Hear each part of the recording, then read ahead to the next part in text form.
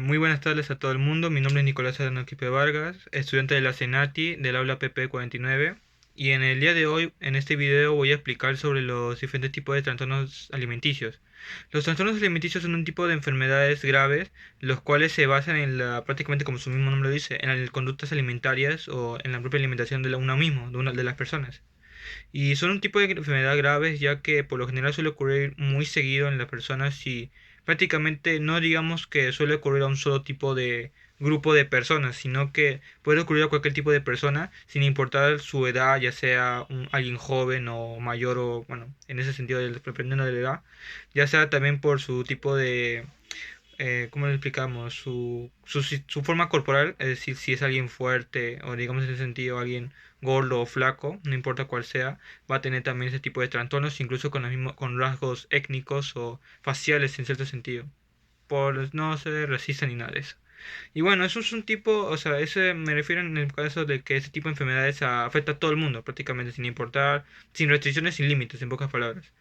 Y claro, hoy en día se ve bastante en eso en países como en Chile, o bueno, prácticamente alrededor, muchos países alrededor del mundo, para ser sinceros. En este caso voy a explicarles sobre estos tipos de enfermedades, que en este caso sería la anorexia nerviosa y la bulimia nerviosa. Y se preguntarán por qué yo elegí estos dos tipos de enfermedades basadas en los trastornos alimenticios en vez de otros.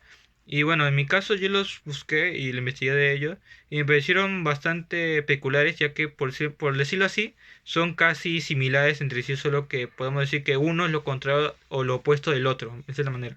Por ejemplo, la anorexia nerviosa se basa en que la persona que padece de este tipo de enfermedad crea restricciones, por decirlo así, o límites en su tipo de alimentación, ya sea en algunos alimentos. Por ejemplo, yo que te puedo decir, pasteles, alimentos llenos de azúcar o grasas, etcétera. Pero esto ya se puede ver que los síntomas, o eso se puede ver en casos de personas que son muy delgadas, o prácticamente no se sienten seguros con sí mismos. Es decir, ese tipo de enfermedades prácticamente te hace ver como una persona bastante delgada, más de lo normal, debido a que obviamente al crear este tipo de restricciones, haces un daño prácticamente a tu sistema, a tu limitación, a tu cuerpo. Y claro, en este tipo de enfermedad, la anorexia, existen dos tipos de enfermedades basadas en ella, o sea, derivadas prácticamente.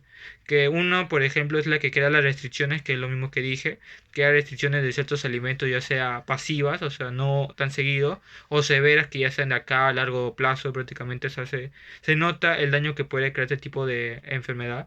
Y la otra que sería lo opuesto a ellos, que en este caso sería de que una persona come bastantes tipos de alimentos pero también en un momento, en un cierto momento, en un cierto punto, se come bastantes tipos de alimentos y eso también crea un daño también en el cuerpo. En pocas palabras, en este tipo de enfermedad, de la anorexia nerviosa.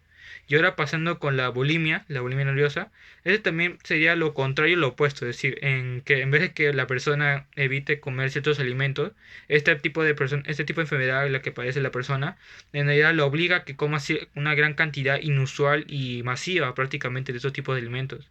Y claro, se nota bastante en un momento en el que una persona come y come prácticamente sin parar, ya sea por este tipo de trastorno, puede ser en ese sentido. Y he visto en mi parte y por mi oportunidad he visto varios casos de este tipo de personas de que comen grandes cantidades y prácticamente les da igual en cierta manera. En mi caso, pues, obviamente, no le voy a decir que es obviamente en general, pero yo digo en mi caso que yo he visto a ciertas personas que han padecido de esto y se nota prácticamente cómo es que en un momento o ciertamente seguido día tras día comen grandes cantidades de comida, ya sea chatarra o prácticamente variedades de comida, sin importar el tipo de alimento que sea. Y bueno, eso sería por mi parte lo que serían los trastornos alimenticios, perdón, disculpe. Espero que les haya gustado el video. Hay más videos de mi canal si quieren investigar o ver. Y obviamente espero que les haya gustado y no puedo decir nada más. Espero que les guste nada más, obviamente, disculpe. Y bueno, gracias. Bye.